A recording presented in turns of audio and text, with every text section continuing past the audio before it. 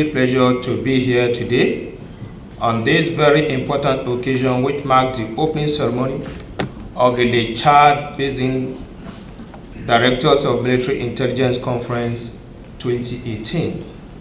I am especially honored by the invitation to be the special guest of honor at this conference.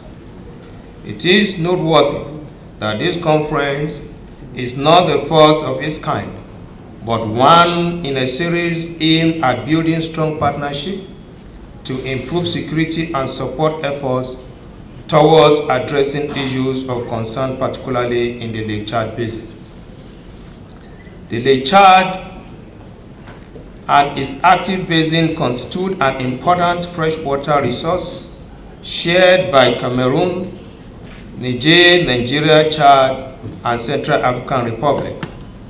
The lake is a source of livelihood to over 45 million people living in the basin for the purpose of agriculture, fisheries, and livestock for their economic well-being. However, some major problems have resulted in the lake shrinking from its original size by about 90%. The cause of these changes include rainfall pattern, water balance, soil types, drought, and desertification.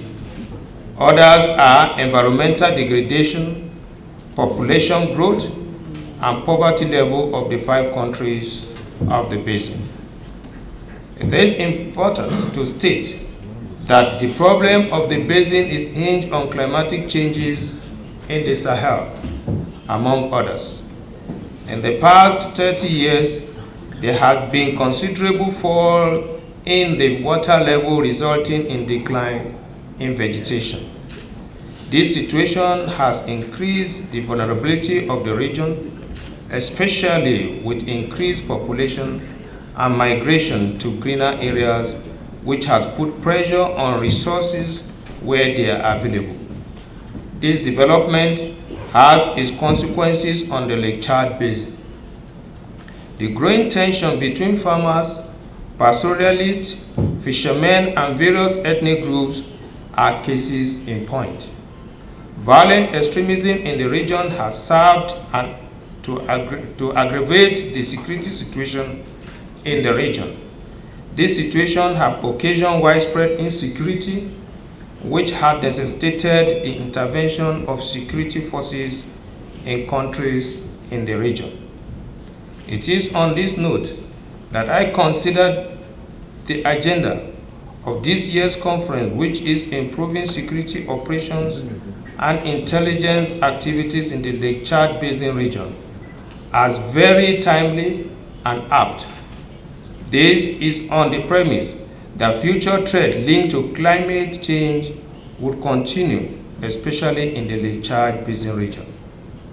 These threats would further hinder peace, which would consequently affect sustainable development. Thus, it is imperative to invigorate the machinery of intelligence to serve as forewarning to forestalling conflicts and the resulting consequences. Intelligence on climate security risk assessment, implication of governance, and access to natural resources could be essential for this purpose. This is to analyze perspectives and come up with ways to checking and preventing conflicts based on early warning. Evidently, the role of intelligence in restoring peace in the Lake Chad region cannot be overemphasized. This feat geared towards ensuring security for meaningful development cannot be attained by a single country.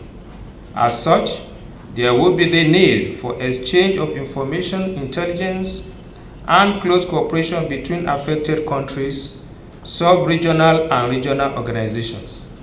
To this end, I am optimistic that with the pedigree and competence of the military officers present here today and our international partners, the product of this conference will suggest practical ways to tackling the dynamics of insecurity in the region. Particularly, I strongly believe that a cooperative approach would make enduring and positive change in security and peace possible in the Lake Chad region. To